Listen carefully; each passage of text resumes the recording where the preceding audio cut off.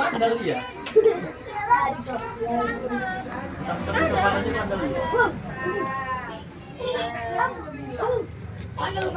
Mandalia.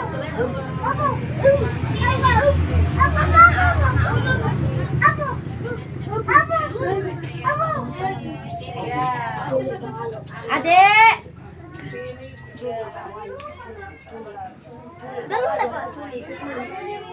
Kuculik Pak. Kuculik kawan. Oh, jangan lewat deh. Ada yang nge-live. Jangan haus. Nampak badannya. Ya, matiin siapa?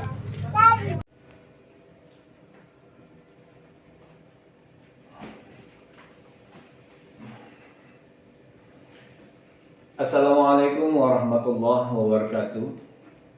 Alhamdulillahirabbil alamin. Arsala rasulahu bil huda wa dinil haq liyuzhirahu 'ala dini kulli wa kafa billahi syahida. Asyhadu an la ilaha illallah wa asyhadu anna Muhammadan 'abduhu wa rasuluh. Allahumma shalli wa sallim 'ala Muhammad wa 'ala rasulillahi ajma'in. Qala Allah Ta'ala fil Qur'anil Karim, A'udzu billahi minasyaitonir rajim. Bismillahirrahmanirrahim. Walau syi'na la rafa'nahu biha walakinnahu akhlada ilal ardi wattaba'a hawahu. Famasaluhu kamathali kalbi in tahmil 'alaihi yalhas aw tatrukhu yalhas. Dzalika masalul qaumil ladzina kazzabu bi ayatina faqsusil qasasa la'allahum yatafakkarun. Shadaqallahul azim. Saudara-saudaraku kaum muslimin dan muslimat dimanapun Anda berada, seperti video yang barusan kita lihat tadi, di mana saya sedang bermain dengan seekor anjing. Dalam Al-Quran, ya, anjing merupakan sebuah perumpamaan. Namun bagi kita, mungkin keberadaan anjing itu merupakan sesuatu yang menjijikkan. Ya, sebagian kita pasti berpandangan anjing itu haram, binatang yang menjijikkan. Ya, memang benar. Anjing itu sesuatu yang haram untuk dimakan. Ingat ya, plotnya haram untuk dimakan. Ya. Dan memang secara konsumsi, anjing itu termasuk hewan yang tidak pilih-pilih dalam bab makan, sehingga dia masuk dalam kategori hewan yang menjijikkan menurut sebagian pandangan orang. Tapi bagi saya, keberadaan anjing itu merupakan sebuah perumpamaan, ya, sebuah pelajaran yang bisa kita ambil dari eksistensinya sebagai seekor makhluk. Ya. Di dalam surat Al-A'raf ayat 176, Allah menjelaskan, walau syi'na la rafa'nahu biha. Dan sekiranya kami suka dan sekiranya kami menghendaki. Ya. Jadi Allah bicara tentang sukanya, Allah bicara tentang kehendaknya. Apa yang dikehendaki Allah? La rafa'nahu biha. Ya. Jadi bicara suka atau kehendak Allah, sebenarnya Allah menghendaki kita terangkat derajat kita lewat ayat-ayat Allah. La rafa'na. Allah ingin meninggikan, merofa, ya, derajat manusia. La rafa'nahu. Hu-nya itu adalah kata ganti untuk manusia. Jadi sebenarnya Allah ingin meninggikan, menaikkan derajat manusia. Lewat apa? Biha. Lewat ayat-ayat Allah. Hanya itu kata ganti untuk ayat-ayat Allah. Namun kenyataannya gimana? Apakah selaras apa yang Allah kehendaki dengan apa yang dikehendaki manusia? Ternyata kenyataannya tidak seperti itu. Ya. Karena kalimat selanjutnya, walakinna, akan tetapi. Nah, itu kan sebuah kalimat bertolak belakang. Kalimat walakin itu merupakan, kalau secara fungsi itu idrok. Ya, dalam bahasa Arab kata walakin itu termasuk idrok, hal yang berlawanan, bertentangan antara apa yang Allah kehendaki dengan apa yang dikehendaki manusia itu sendiri. Walakinnahu, akan tetapi manusia, ya, akhlada ilal ardi, lebih condong dia kepada dunia, kepada bumi. Wattaba'a hawahu, dan dia mengikuti hawanya atau hawa nafsunya, keinginannya. Jadi tak selaras keinginan manusia dengan apa yang diinginkan oleh Allah atau yang dikehendaki oleh Allah. Itulah kenyataan yang kita lihat, yang kita hadapi.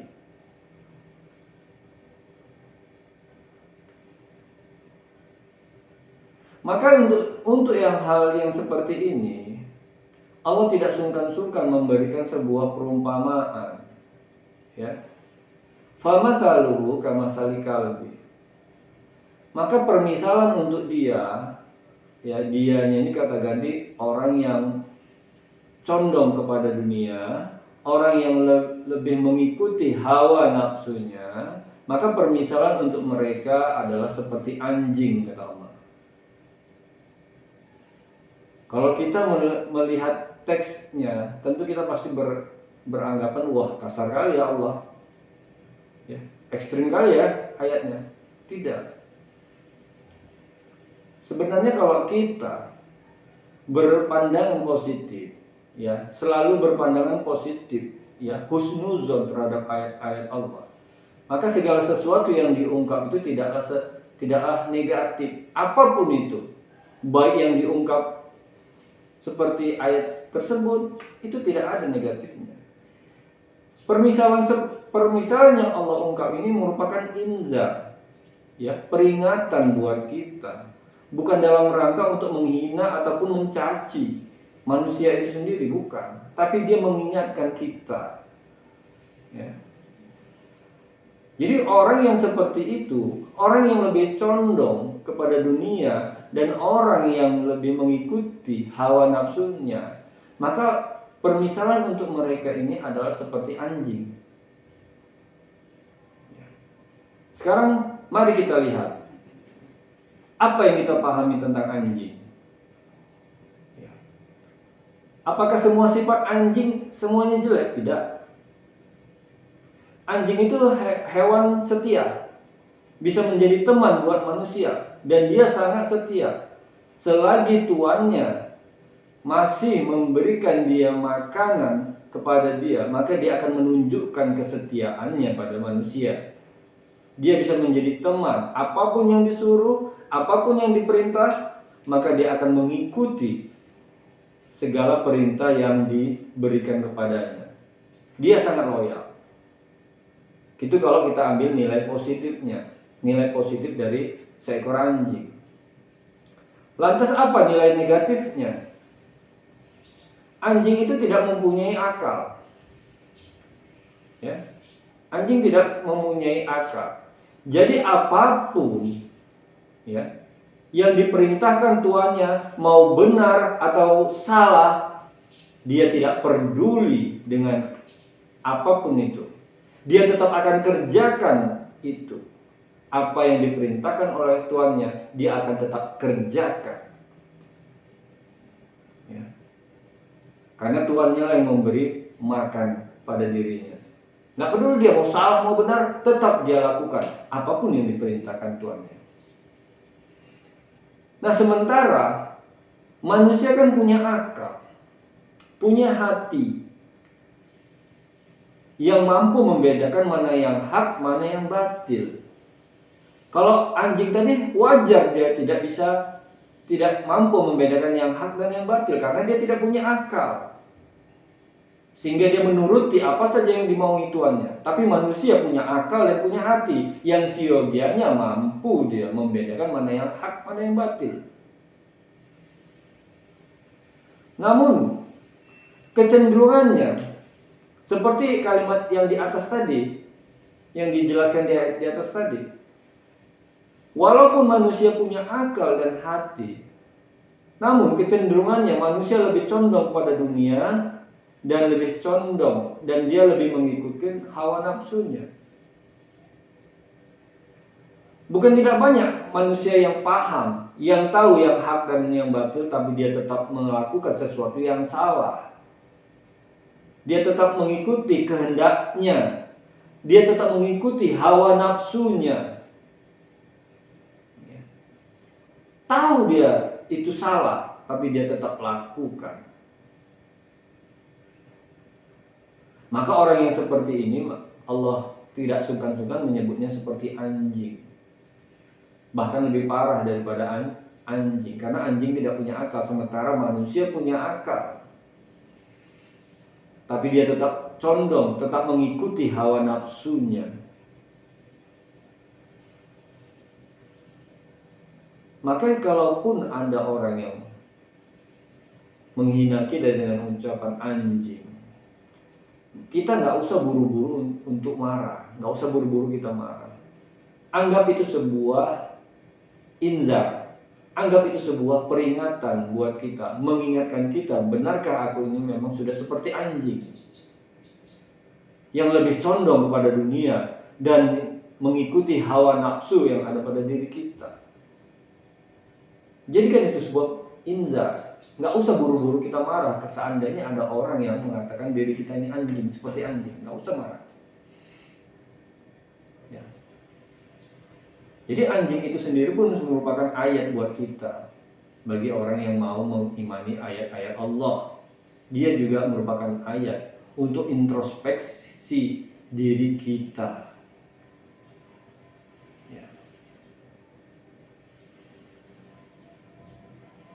Intahmil alaihi yalhas au tatruhu yalhas. Jadi anjing itu jika dihalau, dikasih tahu tentang benar dan salah, dia tetap menjulurkan lidahnya. Menjulurkan lidah itu bermakna mengejek, tak mau peduli dengan apapun yang diingatkan pada dirinya. Ya. Jadi dihalau, dikasih tahu maupun tak dikasih tahu, autat ruhu yang khas. Jadi mau dihalau atau tidak dihalau sama saja. Begitulah karakter anjing. Begitulah watak anjing. Dikasih tahu dan tidak dikasih tahu, dihalau, dihalangi ataupun tidak, ataupun dibiarkan saja, dia tetap seperti itu. Dia tidak mau tahu. Yang penting bagi dirinya, aku tetap diberi makan. Yang penting aku dapat makan. Kalau kita tarik dalam sebuah kehidupan, orang banyak lebih mempertahankan egonya, kepentingan dirinya. Ya. Dia tetap akan melakukan apapun yang diinginkan oleh tuannya. Selagi tuannya masih memberikan gaji, memberikan makan pada dirinya, dia nggak peduli itu. Dia tetap akan setia dengan tuannya.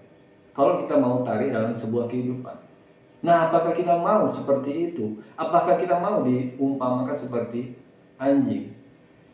Seyogianya ketika tuan kita salah, kita bekerja kepada seseorang dan apa yang disuruh oleh majikan kita, kalau memang itu salah, kita harus berani mengungkapkan itu salah.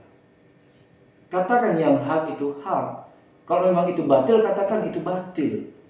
Jadi jangan ragu, jangan takut kita. Nggak usah kita condong pada dunia. Jangan kita mengikuti hawa nafsu kita, keinginan kita. Kita harus siap menerima sebuah konsekuensi. Ya. Yang penting kita harus mengungkapkan mana yang hak itu hak dan mana yang batil itu batil. Kita punya akal dan punya hati, ungkaplah. Sampaikanlah yang hak itu. Nggak usah disimpan. Nggak usah kita condong pada dunia. Nggak usah kita pedulikan apa kata dunia. Dengarkan aja apa kata Allah. Sampaikan yang hak itu. Masalah rezeki Allah sudah mengaturnya. Jadi kita nggak usah takut. Ketika kita menyuarakan kebenaran dan akhirnya kita diputus hubungan kerja kita dan akhirnya kita nggak bergaji lagi, nggak, itu jangan menjadi sebuah pertimbangan, karena Allah sudah mempersiapkan. Yakinlah Allah tetap akan memberikan rezeki pada kita walaupun akhirnya kita diputus hubungan dengan majikan kita gara-gara kita membela kebenaran. Tak usah takut. Jadi anjing merupakan sebuah perumpamaan, sebuah ayat, dan dia bisa menjadi pelajaran buat kita. Zalika masalul qaumil ladzina kadzabu bi ayatina. Yang demikian itu, ya. Jadi yang demikian itu merupakan perumpamaan, ya. Bagi siapa? Bagi kaum yang telah mendustakan ayat-ayat Allah. Kalimat mendustakan itu menandakan dia sudah mendapat ayat-ayat Allah. Dia sudah menerima ayat-ayat Allah. Dia sudah mengaji tentang ayat-ayat Allah. Sama dengan dia sudah tahu mana yang hak, mana yang batil. Sudah tahu dia, tapi didustainya yang hak tadi. Jadi bagi kaum yang mendustai ayat-ayat Allah, ya, maka perumpamaan ini itu ditujukan untuk mereka. Nah, apakah kita mau? Itu tergantung kembali lagi pada diri kita. Mau atau tidaknya ya tergantung pada diri kita. Harapan Allah sebenarnya dengan ketika kita sudah mendapat kaji, ketika kita sudah mendapat ayat-ayat Allah, seyogianya apa yang sudah kita kaji itu menjadi libasut taqwa, menjadi pakaian kita. Kita jadikan, kita bawa dalam kehidupan sehari-hari. Kita pakai ayat tersebut dalam kehidupan sehari-hari menjadi libasut taqwa. Jadi ayat yang sudah kita terima jangan diabaikan, jangan dinafikan, pakai dia. Itu sebenarnya harapan Allah. Kalau kita konsisten dengan apa yang sudah kita pahami, yang sudah kita kaji, maka Allah akan merofak derajat kita di mata Allah.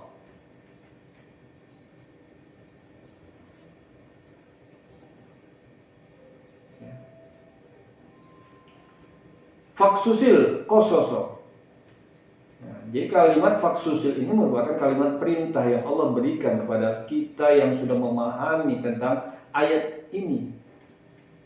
Jadi ceritakanlah, kososkanlah, sampaikanlah kepada mereka. Ya. Faksusil kososo. Maka sampaikanlah, ceritakanlah kosos ini, ya, cerita ini, ya. La'allahum yatafakkarun, agar mereka senantiasa berpikir. Nah, dari akhir ayat ini akhirnya dapat kita memahami bahwasanya tujuan Allah menyampaikan, menceritakan ayat ini bukan dalam rangka untuk menghina manusia, bukan dalam rangka untuk mengejek manusia, bukan dalam rangka untuk menjatuhkan derajat manusia, akan tetapi agar manusia menjadikan ini sebagai bahan pemikiran, bahan pikiran buat dia, menjadi inputan, masukan agar mereka senantiasa berpikir apakah kita tetap mau seperti itu atau kita ingin menaikkan derajat kita di mata Allah.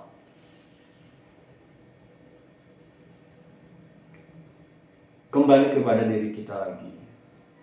Ayat sudah disampaikan, ayat sudah dijelaskan kepada kita.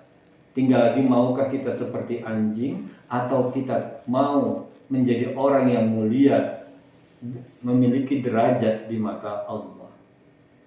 Sekali lagi saya sampaikan bahwasanya ini bukan penyampaian ayat ini bukan dalam rangka untuk menghina atau mengejek siapapun itu bukan mengejek siapapun orangnya, bukan untuk mau menjatuhkan orang-orang yang condong kepada dunia, tapi mengingatkan mereka, sifatnya untuk mengingatkan, menjadikan ini sebagai masukan, menjadikan ini sebagai bahan pemikiran buat kita. Itulah tujuan dan maksud Allah kenapa ini disampaikan kepada kita manusia, agar kita tidak lebih condong kepada dunia dan agar kita tidak terlalu mengikuti hawa nafsu kita.